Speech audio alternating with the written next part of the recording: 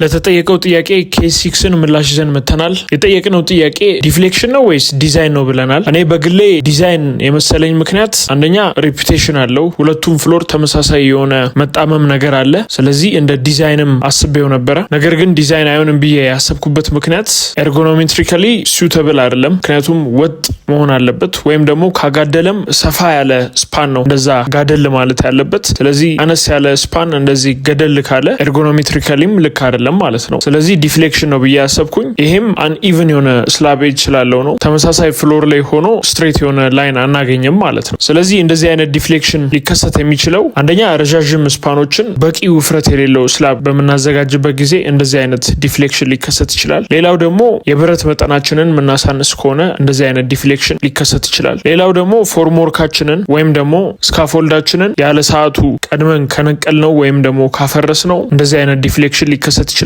ሌላው ደግሞ የኮንክሪት ግሬዳችንን ካሳነሰን ዲዛይን ከተደረገው ኮንክሪት ለምሳሌ C30 ዲዛይን አድርገን C25 ከተጠቀምን እንደዚህ አይነት ዲፍሌክሽን ሊከሰት ይችላል። ለእንደዚህና መሰል ኮንቴንቶች ቴሌግራም ቻናል አለ። ዩዘር ኔሙን አስቀምጥላችኋለሁ።